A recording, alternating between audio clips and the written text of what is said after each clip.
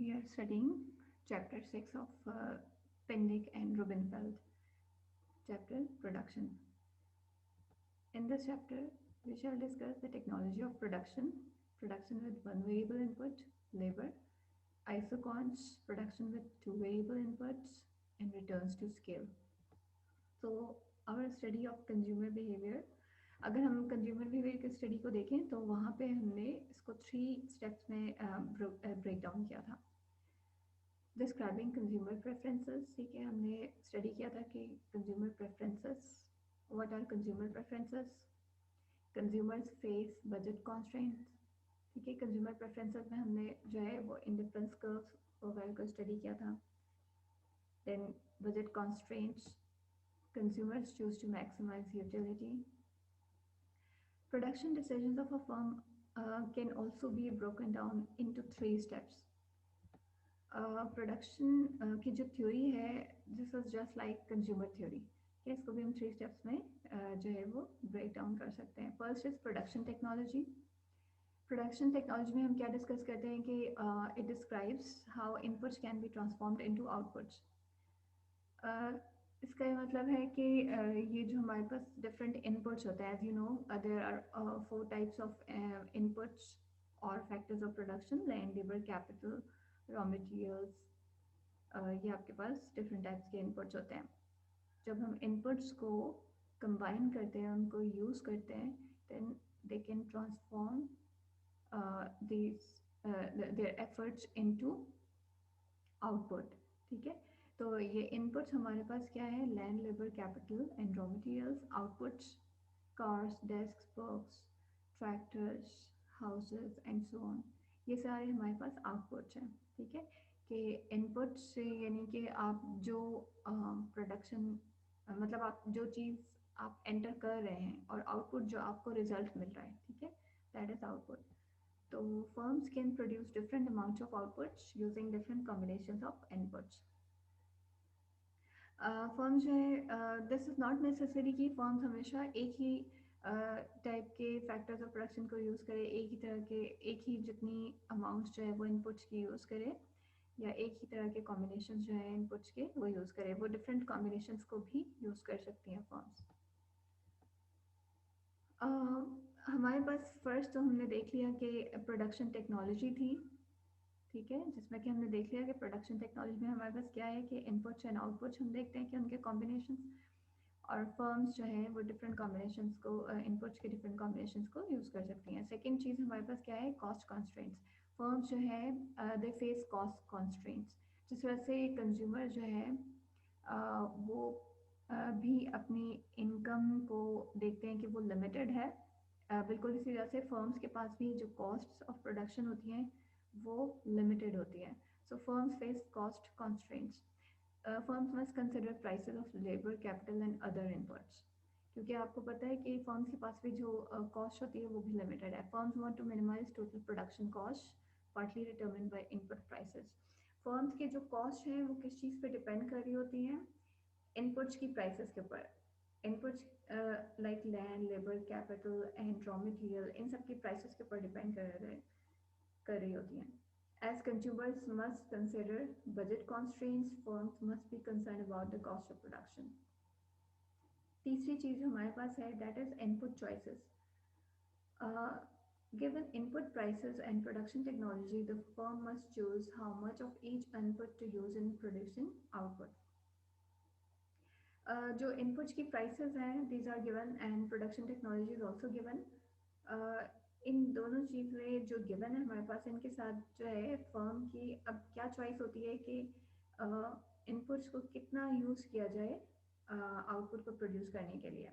Given prices of different inputs, the firm may choose different combination of inputs to minimise cost.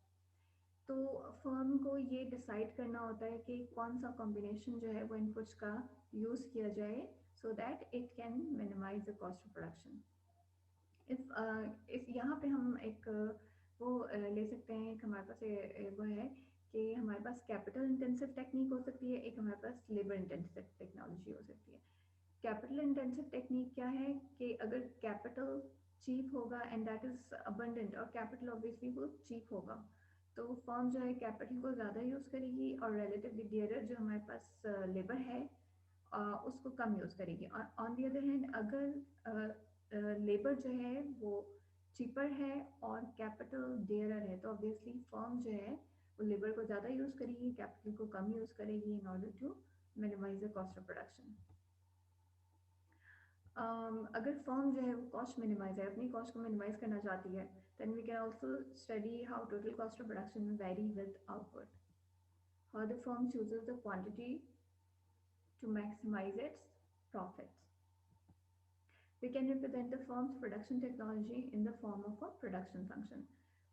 जो हमने firm की technology जो study सबसे पहले की थी वो हम प्रोडक्शन फंक्शन की फॉर्म में स्टडी कर सकते हैं। प्रोडक्शन फंक्शन क्या होता है actually? Production function indicates the highest output Q that a firm can produce for every specified combination of inputs. Production function actually दो वेरिएबल्स को के दरमियान में रिलेशनशिप को शो करता है। किन दो जो है वेरिएबल्स के दरमियान में रिलेशनशिप को शो करता है? एक output and number of inputs और द यूनिट्स ऑफ इनपुट्स। ठीक है, ये कितने इनपुट्स यूज हो रहे होंगे प्रोडक्शन में, उसकी वजह से कितना आउटपुट जो है वो प्रोड्यूस हो रहा है। For simplicity we consider only labour and capital. ठीक है, यहाँ पे हम सिर्फ लेबर और कैपिटल को ही कंसिडर कर रहे हैं, अदरवाइज वैसे बहुत ज़्यादा जो है वो इनपुट्स जो है अदर इनपुट भी यूज हो सकते हैं।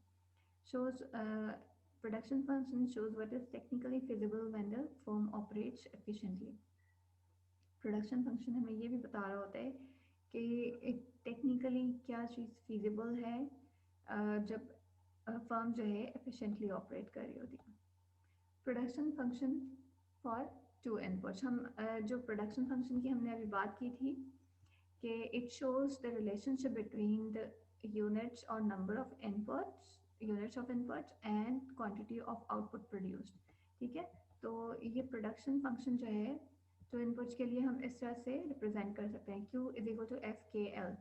मीन्स के Q जो है output is a function of capital and labour. हम यहाँ पे टू इनपुट्स को कंसिडर कर रहे हैं, तो कैपिटल एंड लेबर को। So quantity of output obviously depends upon the units of labour and capital. Output Q is a function of capital and labor. The production function is true for a given technology. ये हम यहाँ पे इस production function के लिए हम क्या assume कर रहे हैं कि टेक्नोलॉजी जो है वो गिवन है या कांस्टेंट है। What happens if technology changes? If technology increases, more output can be produced for a given level of inputs. Technology अगर इंक्रीज हो जाती है, टेक्नोलॉजी एडवांस हो जाती है, तो ऑब्वियसली उसकी वजह से क्या होगा कि आउटपुट जो है वो ज़्यादा प्रोड्यूस होगा। जितने गिवन इनपुट्स जो है वो फॉर्म यूज़ करिए उससे पहले से ज़्यादा आउटपुट प्रोड्यूस हो जाएगा। Now it is important for us to distinguish between short run and long run. Short run में जो है it takes time for a firm to adjust production from one set of inputs to another. So firms must consider not only what inputs can be varied but over what period of time that can occur. So short run के अंदर हम जो है देखते हैं short run जो है हम किसको डिफाइन कर सकते हैं। Short run is a period of time in which quantities of one or more production factors cannot be changed. Short run वो टाइम पीरियड होता है कि जिसमें हम एक या एक से ज़्यादा फैक्टर्स ऑफ प्रोडक्शन के क्वांटिटी को चेंज नहीं कर सकते। These inputs are called fixed inputs. ये आपकी इनपुट जो है वो क्या कहलाते हैं? फिक्स इनपुट्स कहलाते हैं या फिक्स्ड फैक्टर्स ऑफ प्रोडक्शन कहलाते हैं। तो शॉर्ट रन वो टाइम पीरियड होता है कि जिसमें कि हम प्रोडक्शन को अगर चेंज करना चाहें, प्रोडक्शन को अगर इंक्रीज करना चाहें, तो हम सिर्फ एक इनपुट को के अमाउंट को चेंज करके अपनी प्रोडक्शन को चेंज कर सकते हैं। एक से ज़्यादा फैक्टर्स ऑफ प्रोडक्शन या इनपुट्स को हम चेंज नहीं कर सकते। Long run is a period of time needed to make all production inputs variable. Long run इतना सफिशिएंट टाइम पीरियड होता है कि जिसमें हम सारे फैक्टर्स ऑफ प्रोडक्शन के अमाउंट्स को चेंज कर सकते हैं और उसके लिहाज से जितना भी हम अपना आउटपुट जो है वो चेंज करना चाहें वो कर सकते हैं। Short run and long run are not time specific, but हम इनको स्पेसिफाई नहीं कर सकते कि ये कितना शॉर्ट टाइम पीरियड होता है, कितना लॉन्ग टाइम पीरियड होता है, because it depends upon the industry, the type of industry, ये इंडस्ट्रीज के ऊपर डिपेंड करता है। फॉर एग्जाम्पल अगर हम ये कहें कि एक कैंडल मेकिंग इंडस्ट्री है और एक कार मैन्युफैक्चरिंग इंडस्ट्री है, तो इन दोनों की शॉर्ट रन जो है वो ऑब्वियसली डिफरेंट होंगे। जो आपका कैंडल मेकिंग इंडस्ट्री है वहाँ पे शॉर्ट टाइम पीरियड जो है it can be a day, 2 days and so on. But जो आपके पास बहुत ज़्यादा यानी कार मैन्युफैक्चरिंग जो इंडस्ट्री है वहाँ पे हम देख सकते हैं कि वो टाइम पीरियड आपका दैट इज़ नॉट नेसेसरी कि वो शॉर्ट रन आपका 1 day हो, it can be long time. और इसी तरह से we can look at the short run when only one input can be varied। हम सिर्फ एक इनपुट को जब चेंज कर सकते हैं तो आपका शॉर्ट टाइम पीरियड होगा। We assume that capital is fixed and labour is variable. यहाँ पे हम ये भी अज्यूम कर रहे हैं कि कैपिटल हमारे पास फिक्स्ड इनपुट है और लेबर जो है वेरिएबल इनपुट है। Output can only be increase by increasing labour. we must know how output changes as the amount of labor is changed। we can look at this table। in the first column, amount of labor is given.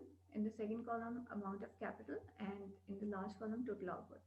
अब यहाँ आप लोग देख सकते हैं कि as the amount of labor is initially less, जब amount of labor जो है ज़ीरो है, अब we can see कि हमारे पास जो है variable input हमारे पास labor है और fixed input capital है। Fixed input remains fixed at all levels of output। तो ये आप लोग देख सकते हैं कि जब कोई भी लेबर यूज़ नहीं हो रहा बट कैपिटल सिर्फ यूज़ हो रहा है तो आउटपुट में कोई आउटपुट कोई भी प्रोड्यूस नहीं हो रहा because capital is a passive factor of production. It can not work without the use of labour. ठीक है, तो आउटपुट जो है वो कुछ भी यूज़ नहीं होगा, कुछ भी प्रोड्यूस नहीं होगा। इसी तरह से when 1 unit of labor is hired with 10 units of capital, तो इसके इन दोनों के कॉम्बिनेशन से हम देख सकते हैं कि आउटपुट टोटल आउटपुट जो है वो 10 यूनिट्स प्रोड्यूस हो रहा है। when unit of labor is increased, as you know कि शॉर्ट टाइम पीरियड तो हम कैपिटल को इंक्रीज नहीं कर सकते, इट रिमेन्स द सेम। तो हम सिर्फ लेबर को इंक्रीज करते हैं। 1 यूनिट लेबर इंक्रीज करने से आउटपुट हमारा 10 यूनिट से 30 यूनिट्स हो जाता है। when more laborers are hired and the amount of capital remains the same, the output increases 30 से 60 units हो जाता है and then increases and so on। यहाँ पे हम कुछ चीज़ें देख सकते हैं कि when labor is zero, output is zero as well। with additional workers, output increases up to 8 units of labor। एक चीज़ यहाँ आप देख सकते हैं कि जो है जब additional outputs sorry additional labours are used, तो आप लोग देख सकते हैं कि आउटपुट जो है वो कंटिन्यूसली इंक्रीज हो रहा है। 10, 30 and so on, 108, 112, 112। It becomes maximum, output becomes maximum when 8 units of labor are hired। ठीक है, जब 8 लेबर्स हायर हो रहे हैं तो जो आउटपुट है वो मैक्सिमम हो जाता है 112 यूनिट्स के बाद। उसके बाद फर्दर जब लेबर्स हायर हो रहे हैं 8 के बाद 9 यूनिट्स, तो आप लोग देख सकते हैं कि ये आउटपुट जो है वो 112 से 108 हो जाता है and then it becomes 100 when an additional worker is hired. तो आउटपुट जो है it begins to decrease after the hiring of 8 unit of labour.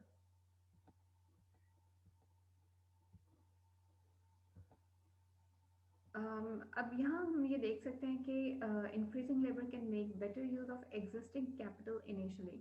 जब हम स्टार्ट में उस टेबल में आप लोग देख सकते हैं कि स्टार्ट में हमारे पास जब कम लेबर होता है, ठीक है, उसके साथ हमें फिक्स अमाउंट ऑफ कैपिटल जब यूटिलाइज कर रहे होते हैं, first unit of labour, second, तो आप लोग देख सकते हैं कि आउटपुट इनिशियली इंक्रीज हो रहा होता है। It increases because of better use of capital. ठीक है, इंटेंसिव यूज हो रहा होता है कैपिटल का with unit of labour. But after a point more labour is not useful and can be counter productive. लेकिन जब हम देख सकते हैं कि हमारे पास जब हम फर्दर इनपुट्स को सॉरी लेबर को इंक्रीज करते जाते हैं तो आउटपुट जो है हमारा वो उसके बाद फर्दर इंक्रीज नहीं होता बल्कि वो डिक्रीज होना शुरू हो जाता है, बिकॉज लेबर्स इतने ज़्यादा हो जाते हैं, they are more than needed. जितनी ज़्यादा उनकी डिमांड होती है उससे ज़्यादा उनकी सप्लाई हो रही होती है, वहाँ पे उतने ज़्यादा हायर हो रहे होते हैं। सो जो एडिशनल वर्कर्स हैं उनकी प्रोडक्टिविटी कोई भी नहीं हो रही होती, इसी वजह से जो है प्रोडक्शन, टोटल प्रोडक्शन वो डिक्रीज होना शुरू हो जाती है। Firms make decisions based on the benefits and cost of production. First, firms जो है वो benefits and costs को जो है वो consider कर रहे होते हैं while making the decisions of production. So it is sometimes useful to look at benefits and costs on incremental basis. अब यही बेनिफिट्स एंड कॉस्ट हम इंक्रीमेंटल बेसिस पे भी स्टडी कर सकते हैं। How much more can be produce when eight incremental units of an input. हम एक एडिशनल यूनिट जब इनपुट का या लेबर का यूज़ करते हैं तो उससे जो आउटपुट है वो कितना एडिशन उसमें हो जाएगा। Sometimes it is useful to make comparison on average basis. कभी कभार हमारे लिए ये भी इम्पॉर्टेंट होता है, ये भी यूजफुल होता है कि हम एवरेज बेसिस के ऊपर जो है वो कंपेयर करें।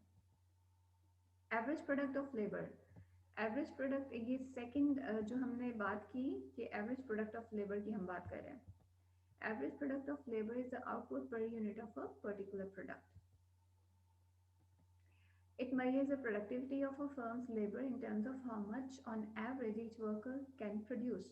Average product एक्चुअली क्या है कि एक एक जो वर्कर है वो कितना प्रोड्यूस कर सकता है on average. Average product can be found by this formula, output divided by labor input. It means Q over L. Marginal product को हम कैसे define कर सकते हैं? This is the additional output resulting from the hiring of an additional unit of labor. या हम इसको ये भी कह सकते हैं कि additional output produced when labor increases by 1 unit. हम इसको इस तरह से भी कह सकते हैं कि it is change in output divide by the change in labour. जब हम लेबर को 1 यूनिट चेंज करते हैं तो उसकी वजह से आउटपुट में कितना चेंज आ रहा होता है, this is measured by marginal product of labour. It can be represented by delta Q over delta L. All this can be shown through this table. यहाँ पे हम देख सकते हैं कि हमारे पास फोर्थ कॉलम में एवरेज प्रोडक्ट दी हुई है, फिफ्थ कॉलम में हमारे पास मार्जिनल प्रोडक्ट दी हुई है। We can calculate average and marginal product through this different columns. अब यहाँ हम देख सकते हैं कि एवरेज प्रोडक्ट हम किस तरह से फाइंड कर सकते हैं। हमारे पास जो है आउटपुट है उसको हम लेबर इनपुट के ऊपर डिवाइड कर दें, then we will get average product. For example output जो है हमारे पास फर्स्ट यूनिट ऑफ लेबर के ऊपर आउटपुट हमारा 10 यूनिट्स है, 10 over 1 is equal to 10. Similarly at the second unit of labor अगर हम एवरेज प्रोडक्ट फाइंड करना चाहें तो ये 30 को हम डिवाइड करेंगे 2 के ऊपर, it will be equal to 15। इसी तरह से 60 over 3 20 एंड सो ऑन। ये सारे जो हमारे पास एवरेज प्रोडक्ट आई है वो हम आउटपुट को लेबर इनपुट के ऊपर डिवाइड कर देंगे तो ये हमारे पास जो है सारी वैल्यूज आ जाएगी सारे आउटपुट लेवल्स के ऊपर। इसी तरह से मार्जिनल प्रोडक्ट हम किस तरह से फाइंड कर सकते हैं? Marginal product is equal to the change in output resulting from 1 unit change in labor input. तो ये आप change in output कैसे find कर सकते हैं कि हमारे पास जो है फर्स्ट यूनिट के ऊपर जब कोई भी लेबर यूज़ नहीं हो रहा तो इसका मतलब है कोई आउटपुट प्रोड्यूस नहीं हो रहा। उसके बाद जब हम फर्स्ट यूनिट लेबर का अप्लाई यहाँ पे हायर करते हैं तो हमारे पास कितनी आउटपुट प्रोड्यूस हो रहा है, 10 यूनिट्स। ठीक, तो अब इस चेंज इन आउटपुट हम कैसे फाइंड कर सकते हैं? जो आपके पास जिस nth नंबर ऑफ आउटपुट, जिस आप nth number of nth unit of labour आपके ऊपर फाइंड करना चाह रहे हैं आप मार्जिनल प्रोडक्ट को, उसकी टोटल आउटपुट में से उसकी प्रीवियस आउटपुट को आप माइनस कर देंगे। For example 10 minus 0 is equal to 10 divided by 1 minus 0। ठीक है, 10 minus 0 over 1 minus 0 that is equal to 10। ठीक है, इसी तरह से सेकेंड यूनिट के ऊपर हम कैसे फाइंड कर सकते हैं मार्जिनल प्रोडक्ट को? 30 minus 10 over 2 minus 1. ठीक है, 30 minus 10 20 divided by 1 that is equal to 20. इसी तरह से 60 minus 30 that is equal to 30 divided by 3 minus 2 1 तो 30. ठीक है, एंड सो ऑन. इसी तरह से आप मार्जिनल प्रोडक्ट जो है वो बाकी लेवल्स के लिए भी फाइंड आउट कर सकते हैं.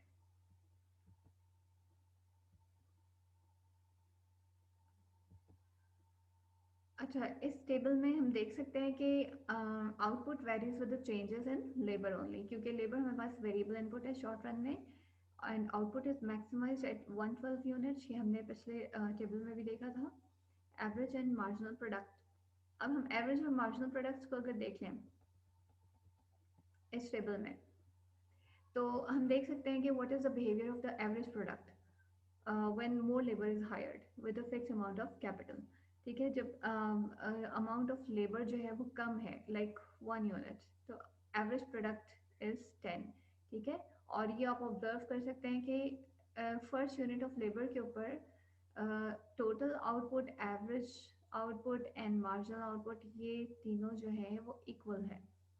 ठीक है, इसी तरह से जब one one more labour is utilised, तो हमारे पास एवरेज प्रोडक्ट क्या हो गई है, दैट हैज़ इंक्रीज्ड, और मार्जिनल प्रोडक्ट भी इंक्रीज हो गई है, but marginal product has increase rapidly than average product. ठीक है, ये उससे ज़्यादा जो है वो तेज़ी के साथ इंक्रीज हुआ है मार्जिनल प्रोडक्ट. फिर इसी तरह से with the further hiring of labour हम देख सकते हैं कि एवरेज प्रोडक्ट 15 से 20, then it becomes maximum at the fourth unit of labour. ठीक है, फोर्थ यूनिट ऑफ लेबर के ऊपर एवरेज प्रोडक्ट मैक्सिमम हो गई. उसके बाद जब further fifth unit and so on, जब ये सारे यूनिट्स ऑफ लेबर हम फर्दर हायर कर रहे हैं, तो आप देख सकते हैं कि वो 20 के बाद 19 18 एंड सो ऑन वो डिक्रीज होता जा रहा है. So average product first increases, reaches the maximum point and then declines. Marginal product का क्या behavior है, ये भी हम देख सकते हैं कि first unit के ऊपर 10 है, then when additional labor is hired, तो आप देख सकते हैं 10 से 20 हो गया, उसके बाद 30 हो गया, then when more units of labor are hired, तो आप देख सकते हैं उसके बाद वो डिक्रीज होना शुरू हो गया. ठीक है, it becomes maximum at third unit of labour. ये एक चीज़ आप ऑब्जर्व कर सकते हैं कि एवरेज प्रोडक्ट के अंदर जो इंक्रीज आ रहा है वो ग्रेजुअल इंक्रीज आ रहा है, और इसमें यहाँ पे आपके पास रैपिड चेंज आता है. मार्जिनल प्रोडक्ट जो है वो रैपिडली इंक्रीज होता है और फिर रैपिडली डिक्रीज होना शुरू हो जाता है. तो यहाँ पे ग्रेजुअल चेंज आता है. तो 20 15 13 and so on.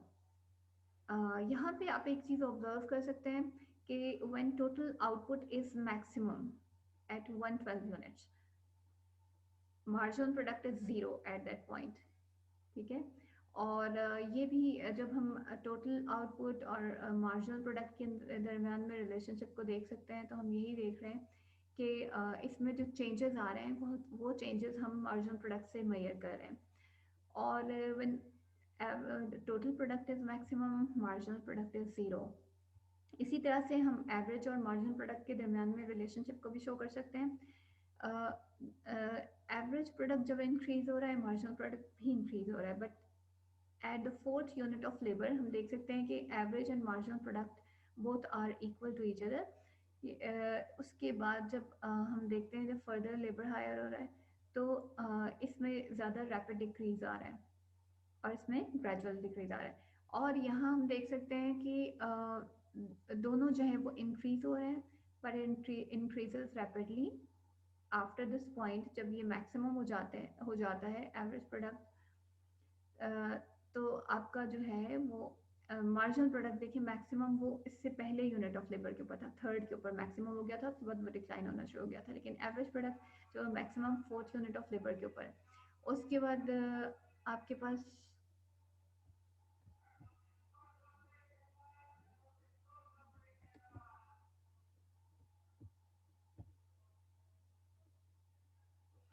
And then हम ये भी देख सकते हैं कि इसके बाद आपके पास जो है जब एवरेज प्रोडक्ट ऑफ लेबर हमारे पास इंक्रीज हो रहा है, ये स्टिल आपके पास देन ये डिक्लाइन होना शुरू हो गया है मार्जिनल प्रोडक्ट.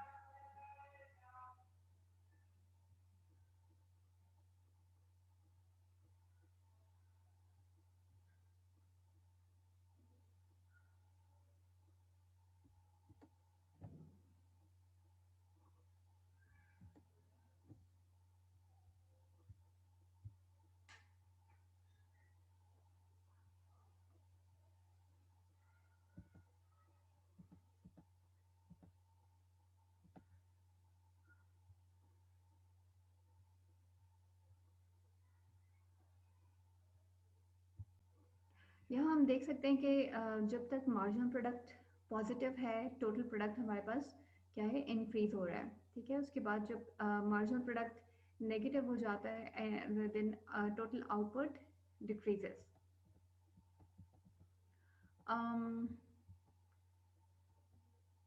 यहाँ पे हम एक चीज़ ऑब्जर्व कर सकते हैं कि हमारे पास जिस वक्त total product, sorry average product maximum होता है, वहीं पे मार्जिनल प्रोडक्ट उसको क्रॉस कर रहा होता है।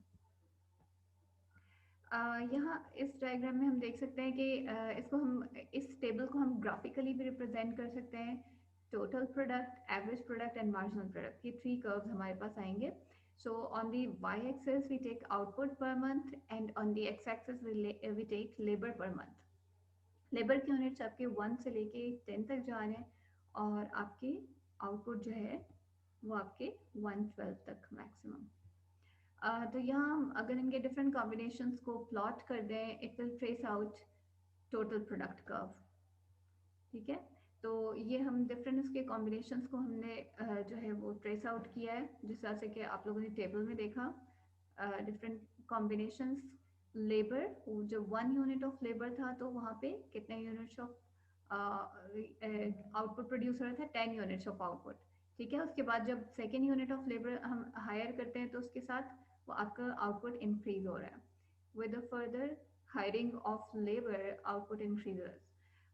इन सब पॉइंट्स को जब हम इन सब पॉइंट्स को प्लॉट कर देंगे, उसके बाद ज्वाइन करेंगे, we will trace out the total product curve. इस टोटल प्रोडक्ट कर्व की शेप को आप देख सकते हैं कि it increases at an increasing rate first and then starts increasing at a diminishing rate. ठीक है, इस पॉइंट सी के बाद हम देख सकते हैं कि टोटल प्रोडक्ट कर्व जो है वो डिमिनिशिंग रेट के साथ इंक्रीज हो रहा होता है।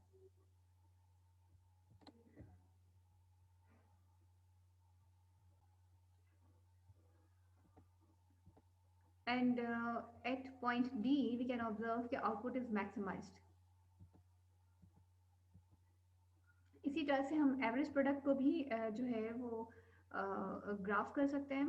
बिल्कुल उसी तरह से कि फर्स्ट यूनिट ऑफ लेबर के ऊपर 10 यूनिट्स एवरेज प्रोडक्टिविटी थी, देन सेकेंड यूनिट जब लेबर का हायर हो रहा है तो दैट वाज इंक्रीज्ड। एंड इसी तरह से हम सारे पॉइंट्स जब प्लॉट करेंगे और इनको ज्वाइन करेंगे, it will trace out the average product curve. इसी तरह से हम मार्जिनल प्रोडक्ट और लेबर का भी जो है रिलेशनशिप इस्टेब्लिश कर सकते हैं graphically. First unit of labour के ऊपर 10 यूनिट्स थे मार्जिनल प्रोडक्ट के। इसी तरह से सेकेंड यूनिट ऑफ लेबर पे यू कैन ऑब्जर्व कितने यूनिट्स थे, अब हमने टेबल में देखा था। इसी तरह से सारे पॉइंट्स हम अगर प्लॉट करेंगे तो we will trace out the marginal product curve. तो इनकी शेप्स आप लोग ये ऑब्जर्व कर सकते हैं। यहाँ पे हम ये देख सकते हैं कि average product and marginal product cross at point E. ठीक है, जब fourth unit of labour hire हो रहा है तो इसके ऊपर average product and marginal product 20 units हैं। और इसी तरह से to the left of point E हम ये देख सकते हैं कि marginal product is greater than average product and average product is increasing.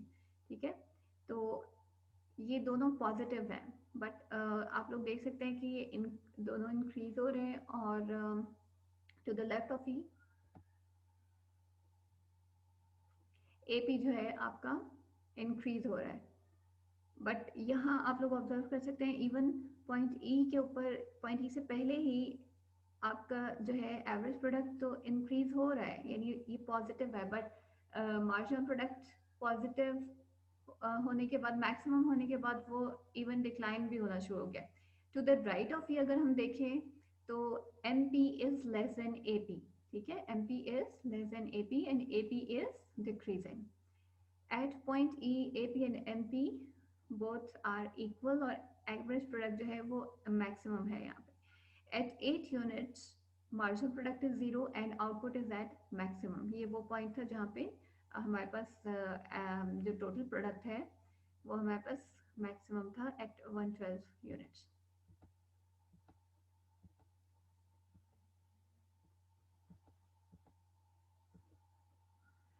We can also find out graphically the average and marginal product curves।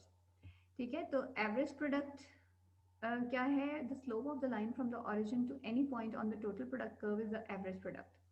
ठीक है, हम अगर ओरिजिन से एक लाइन ड्रॉ करें या एक जो है स्लोप हम ड्रॉ करें ओरिजिन से टोटल प्रोडक्ट कर्व तक, तो वो आपकी एवरेज प्रोडक्ट होती है। At point B AP is 60/3, that is 20, which is the same as the slope of the line from the origin to point B on the total product curve।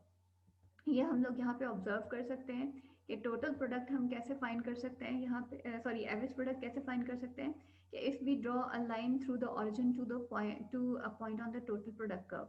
ठीक है, हमने ये रेड लाइन जो dotted line है draw कर दी up to point B.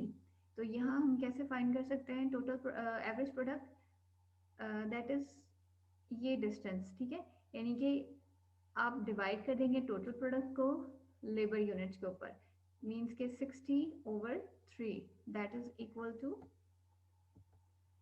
20। ठीक है, तो ये आपके पास एवरेज प्रोडक्ट आ जाएगी। ठीक है, so average product is the slope of the line from the origin to the point on the curve. तो इसी तरह से हर पॉइंट पे आप लोग ये एवरेज प्रोडक्ट जो है वो फाइंड कर सकते हैं। If we draw the line from the origin to the point, तो ये 112/8 और ये आपके पास एवरेज प्रोडक्ट आ जाएगी। ठीक है, just you can see in this diagram. अच्छा, अब हम मार्जिनल प्रोडक्ट किस तरह से देख सकते हैं। Marginal product is the slope of the line tangent to any point corresponding on the total product curve. अगर आप टोटल प्रोडक्ट कर्व के ऊपर कोई टेंजेंट ड्रॉ कर लें और उसका स्लोप फाइंड कर लें, then this will be marginal product. For 2 units of labor, marginal product is 30/2, that is equal to 15, which is slope of the total product curve at point A। ठीक है, तो like यहाँ पे हम देख सकते हैं कि if we draw a tangent at point A. ठीक है, सपोज हम इस पॉइंट पे जब 2 units of labour are hired, इस पॉइंट पे हम जब ये टेंजेंट ड्रॉ करते हैं, तो हम देख सकते हैं कि हम इस पॉइंट पे स्लोप फाइंड कर लेते हैं। ठीक है, तो for example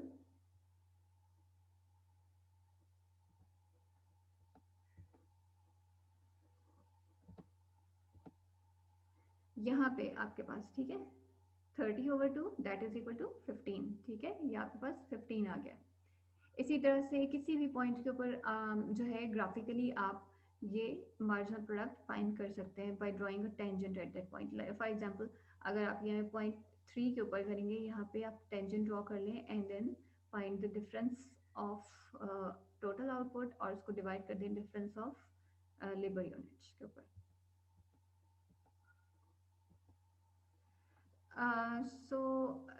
From the previous example, we can see that as we increase labor, the additional output produced declines. So हम लेबर को जितना ज़्यादा इंक्रीज करते जाएंगे, हमारे पास जो मार्जिनल प्रोडक्ट है वो डिमिनिश होती जाएगी। इससे हम जो है एक लॉ को जो है वो डिस्कस कर सकते हैं, that is the law of diminishing marginal returns. As the use of an input increases with other inputs fixed, the resulting additions to output will eventually decrease। तो ये हमारे पास एक लॉ है that is called the law of diminishing marginal returns. ये हमें क्या बताता है कि जब हम अपने आउटपुट को इंक्रीज करने के लिए जब लेबर इनपुट को इंक्रीज करते जाते हैं, उसकी हायरिंग इंक्रीज करते जाते हैं, तो जो हमारे पास टोटल प्रोडक्ट है वो डिमिनिशिंग रेट्स के साथ इंक्रीज होते हैं। या हम मार्जिनल प्रोडक्ट्स की टर्म्स में अगर बताएं, तो जैसे जैसे हम लेबर इनपुट्स को इंक्रीज करते जाते हैं, हमारे पास मार्जिनल प्रोडक्टिविटी जो है लेबर की वो डिक्रीज होती जाती है। When the use of labor input is small and capital is fixed, output increases। जिस तरह से कि हमने स्टार्ट में देखा था कि जब लेबर यूनिट्स कम थे हमारे पास, तो आउटपुट हमारे पास ज़्यादा इंक्रीज हो रहा था। And use of labour input जब बहुत ज़्यादा हो गया था, जब हमने उसको बहुत ज़्यादा इंक्रीज कर दिया था लेबर को, सो कुछ वर्कर जो है they became inefficient and marginal product of labour declined. Typically, this law typically applies only for the short run when one variable input is fixed। ये लॉ ऑफ डिमिनिशिंग रिटर्न्स जो है ये actually हमारे पास कहाँ पे apply हो रहा होता है, शॉर्ट रन के अंदर से, क्योंकि वहाँ पे हम सिर्फ एक इनपुट को जो है वो चेंज कर सकते हैं, अदर इनपुट्स हमारे पास चेंजेबल नहीं है या हम उनको चेंज नहीं this law can be used for long-run decisions to evaluate the trade-offs of different plant configurations. It assumes the quality of the variable input constant. ये इस लॉ में हम क्या अज्यूम करते हैं कि जो सारे लेबर इनपुट्स हैं वो होमोजीनियस हैं या उनकी जो क्वालिटी है वो सेम है, यानी हम ये कह सकते हैं कि कोई जो फर्स्ट लेबर है उसकी क्वालिटी या उसकी एफिशिएंसी भी सेकंड लेबर की तरह, सेकंड लेबर की एफिशिएंसी जो है थर्ड लेबर की तरह, एंड सो ऑन। कोई भी किसी से सुपीरियर नहीं है, कोई भी लेबर यूनिट या कोई भी किसी लेबर यूनिट से इंफीरियर नहीं है, मतलब एफिशिएंसी के लिहाज से।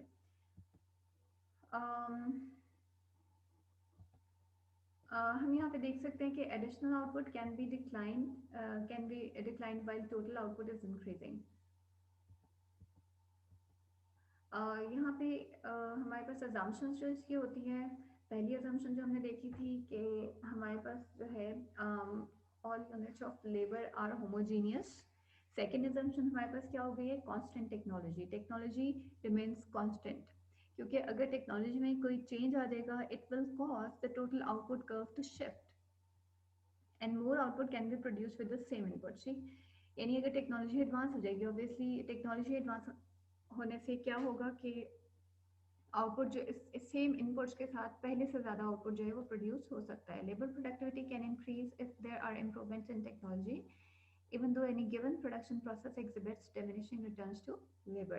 even अगर diminishing returns to labor भी हम ऑब्जर्व करें तब भी जो है टेक्नोलॉजी में इम्प्रूवमेंट्स आने की वजह से प्रोडक्शन पहले से ज़्यादा हो सकती है।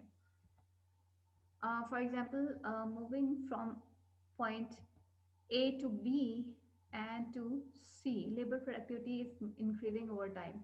ठीक है, यहाँ हम ये देख सकते हैं कि आपके पास ये थ्री कर्व्स हैं O1, O2 एंड O3। यहाँ पे हम ऑब्जर्व कर सकते हैं कि अगर हम पॉइंट A से B की तरफ मूव करें, B से C की तरफ मूव करें, इसका मतलब है कि ये आपका जो टोटल प्रोडक्ट कर्व है ये आउटवर्ड शिफ्ट हो रहा है, अपवर्ड शिफ्ट हो रहा है। इट मीन्स के जितने भी आप इनपुट्स यूज़ कर रहे हैं उसके साथ आउटपुट जो पहले से ज़्यादा जो है वो प्रोड्यूस हो रहा है। माल्थस प्रेडिक्टेड, अगर हम एक माल्थस एंड फूड क्राइसिस को जो है वो स्टडी करेंगे, माल्थस ने अपनी क्या थ्योरी प्रेजेंट की थी। Malthus predicted mass hunger and starvation as diminishing returns limited agricultural output and the population continued to grow। Malthus ने ये प्रिडिक्ट किया था कि क्योंकि प्रोडक्शन में डिमिनिशिंग रिटर्न्स जो है वो ऑपरेट हो रहा होता है, तो उसकी वजह से ज़ाहिर है जितना आप इनपुट्स उसमें आप लगाते जाएंगे तो आउटपुट आपको उसी रेशो से इंक्रीज नहीं होगी बल्कि उससे कम रेशो से इंक्रीज हो रही होगी। तो एज अ रिजल्ट माल्थस ने प्रिडिक्ट किया था कि there will be hunger and starvation, क्योंकि एग्रीकल्चर के अंदर law of diminishing returns apply हो रहा होता है। और उसके साथ साथ अगर हम देखें पॉपुलेशन इंक्रीज हो रही है continuously. Why did Malthus prediction fail? लेकिन ये Malthus की prediction fail हो गई। There is not mass hunger and starvation in the world। ये इसकी हम रीज़न देख सकते हैं कि he did not take into account changes in technology, क्योंकि उन्होंने टेक्नोलॉजी की इम्प्रूवमेंट्स को कंसिडर नहीं किया इसी तरह से। Although he was right about diminishing marginal returns to labour, लेकिन क्योंकि टेक्नोलॉजी की इम्प्रूवमेंट के साथ हम देख सकते हैं कि जो है वो even same units of inputs के साथ हम पहले से ज़्यादा आउटपुट प्रोड्यूस कर सकते हैं। लेबर प्रोडक्टिविटी जो है मैक्रो इकोनॉमिक्स में पर्टिकुलरली लेबर प्रोडक्टिविटी बहुत ज़्यादा इंपॉर्टेंट होती है। Average product of labour for an entire industry और the economy as a whole, हम वहाँ पे एवरेज प्रोडक्ट ऑफ लेबर पूरी इंडस्ट्री के लिए या पूरी इकोनॉमी के लिए स्टडी करते हैं। It links macro and micro economics, it can provide useful comparisons across time and across industries. और ये एवरेज प्रोडक्टिविटी का जो कॉन्सेप्ट है पूरी इकोनॉमी या पूरी इंडस्ट्री के लिए, and that is equal to Q over L। It establishes a link between labor productivity and standard of living। Labour productivity और स्टैंडर्ड ऑफ लिविंग के दरम्यान में क्या रिलेशनशिप है, हम देख सकते हैं। Consumption can increase only if productivity increases. देखिए कंजम्पशन उसी वक्त इंक्रीज हो सकती है कि जब प्रोडक्टिविटी इंक्रीज हो जाएगी, ठीक है। Growth of productivity, growth of productivity का क्या मतलब है? प्रोडक्टिविटी में ग्रोथ कैसे आ सकती है? जो लेबर जितना आउटपुट प्रोड्यूस कर रहे हैं उसमें ग्रोथ कैसे आ सकती है? By through the growth in stock of capital. जो स्टॉक ऑफ कैपिटल है, मशीनरी, टूल्स, इक्विपमेंट्स, ठीक है, जितने भी मैन मेड रिसोर्सेज हैं, ये आपके अगर जितना ज़्यादा अमाउंट उनका मौजूद होगा इकॉनमी के अंदर, उतना ही ज़्यादा क्या होगी? प्रोडक्टिविटी इंक्रीज हो रही होगी। टेक्नोलॉजिकल चेंज, सेकंड रीज़न क्या हो सकती है प्रोडक्टिविटी में ग्रोथ कैसे आ सकती है? टेक्नोलॉजिकल चेंज अगर आ जाए, ठीक है। If there is development of new technology that allow factors of production to be use more efficiently. Technologies इस तरह की आ जाए, इतनी एडवांस हो जाए कि जिसकी वजह से जो है वो मोर एफिशिएंटली जो है फैक्टर्स ऑफ प्रोडक्शन यूज हो रहे हो। We can see the trends in productivity, labor productivity and productivity growth have differed considerably across countries. अगर हम देखें तो लेबर प्रोडक्टिविटी और लेबर जो प्रोडक्टिविटी ग्रोथ है वो उनमें बहुत ज़्यादा चेंज आया है कंट्रीज़ में। US productivity is growing at a slower rate than other countries. अगर हम ऑब्जर्व करें तो यूएस की जो प्रोडक्टिविटी है दूसरे कंट्रीज से स्लोअर है। Productivity growth in developed countries has been decreasing. जो डेवलप्ड कंट्रीज के अंदर प्रोडक्टिविटी ग्रोथ जो है वो डिक्रीज होती रही है। Given the central role of productivity in standards of living, understanding differences across countries is important.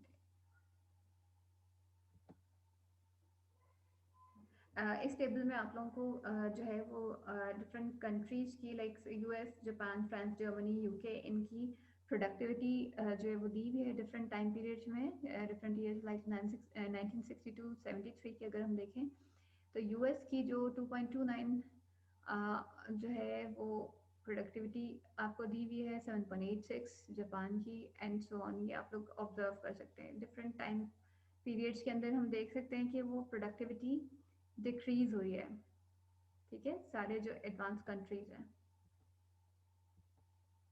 US के अंदर प्रोडक्टिविटी ग्रोथ जो है वो स्लो डाउन क्यों हो गई है? फर्स्ट जो रीजन है, growth in the stock of capital is the primary determinant of the growth in productivity. Rate of capital accumulation in the US was slower than other developed countries because they had to rebuild after World War II. World War II की जो उस time की जो जो तबाहकारियाँ हुई थी उन सबको रिबिल्ड करने की वजह से जो है वहाँ पे कैपिटल एक्यूमुलेशन का रेट जो है वो स्लो हो गया था। डिप्लेशन ऑफ नेचुरल रिसोर्सेज ये भी एक रीज़न थी प्रोडक्टिविटी ग्रोथ की स्लो डाउन की। इसी तरह से इन्वायरमेंटल रेगुलेशंस भी जो है वो रीज़न थी, ठीक है। So that is all about production with one variable input. I hope आप लोगों को समझ में आ गया होगा।